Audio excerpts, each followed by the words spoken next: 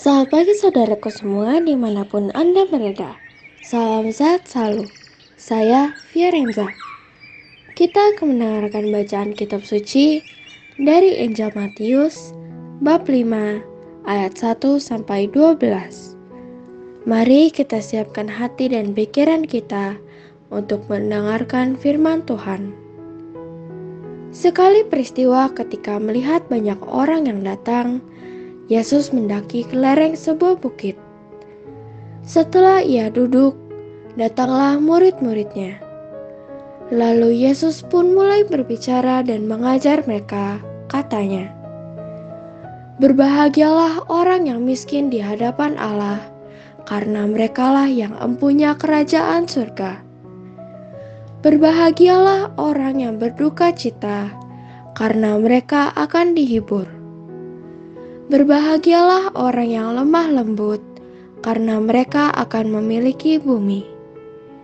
Berbahagialah orang yang lapar dan haus akan kebenaran, karena mereka akan dipuaskan. Berbahagialah orang yang murah hati, karena mereka akan beroleh kemurahan. Berbahagialah orang yang suci hatinya, karena mereka akan melihat Allah. Berbahagialah orang yang membawa damai, karena mereka akan disebut anak-anak Allah.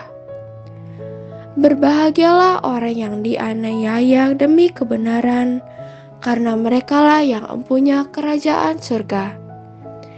Berbahagialah kamu, jika demi aku kamu dicela dan dianiaya, dan kepadamu difitnah segala yang jahat. Bersukacitalah dan bergembiralah, karena besarlah ganjaranmu di surga. Demikianlah sabda Tuhan. Selamat pagi para saudaraku seiman dalam Kristus, para sahabat suara hati, rekan muda, para pendengar dimanapun Anda berada. Hari ini Gereja Katolik merayakan hari yang sangat istimewa, yaitu Hari Raya Semua Orang Kudus. Dalam bacaan Injil hari ini, yaitu tentang khotbah Yesus di bukit.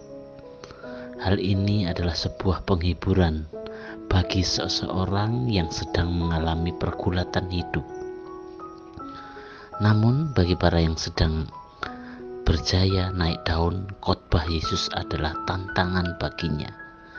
Setiap pribadi diajak untuk bijaksana dalam memposisikan dirinya sebagai pengikut Yesus. Karena setiap pengajarannya syarat dengan hal-hal yang tak pernah kita duga sebelumnya. Ada kalanya sangat bertentangan dengan harapan dan pikiran kita. Coba kita lihat dewasa ini, bila kita berbicara masalah kebenaran dan kejujuran, membuat hati kita terasa miris. Dunia ini seakan-akan sudah terbolak-balik. Seiring dengan maraknya situasi zaman yang makin tidak karuan ini, orang benar dan jujur disalahkan. Sebaliknya, orang yang salah dibenarkan. Hal ini dapat kita jumpai dalam pengalaman hidup kita sehari-hari di tengah masyarakat kita. Para sahabatku, sahabat suara hati, rekan muda, para pendengar dimanapun Anda berada, melalui firman-Nya hari ini kita diingatkan untuk menjadi kudus. Menjadi kudus adalah bukan untuk sekelompok orang atau orang tertentu saja, tetapi untuk semua pengikut Kristus. Dalam Lumen Gentium dijelaskan bahwa semua anggota gereja dipanggil kepada kekudusan. Hal ini dimaksudkan bahwa semua orang dipanggil menjadi kudus, apapun statusnya, entah sebagai orang tua, anak-anak, atau remaja, karyawan, buruh, atau profesional. Dengan demikian, menjadi kudus terbuka bagi siapa saja. Anda dan saya dan siapa saja pasti berani hidup dalam iman. Menjadi kudus tidak berarti hidup seperti Santo Santa.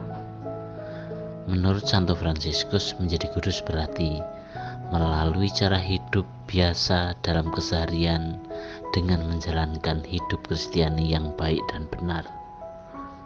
Contohnya, misal seorang ibu menyediakan makanan yang baik bagi anggota keluarganya, dengan penuh cinta menyiapkan semuanya untuk keluarganya. Lain halnya jika seorang ayah menjadi kudus dengan cara bekerja baik agar keluarganya bisa tercukupi, agar keluarganya dapat hidup dengan layak. Itulah salah satu contoh bagaimana kita bisa menjadi kudus. Para sahabatku, sahabat Suara Hati, rekan muda dan para pendengar dimanapun Anda berada, merayakan Hari Raya Orang Kudus mengingatkan kita bahwa kita bisa mencapai kekudusan. Yang dibutuhkan adalah kesetiaan untuk menghidupi iman dalam apapun yang kita kerjakan, apapun status kita. Tidak harus melakukan hal-hal yang sulit atau hal-hal yang rumit, tetapi melaksanakan apa yang harus dilaksanakan sebagai seorang beriman, dan dengan penuh kesetiaan dalam melaksanakan firman Tuhan. Maka marilah kita mohon iman supaya hati kita semakin menjadi kudus seperti hatinya yang kudus, sehingga kita boleh meneladan para kudus di surga. Demikianlah permenungan hari ini. Salam hangat dari Suara Hati. Salam sehat selalu. Tuhan memberkati. Amin.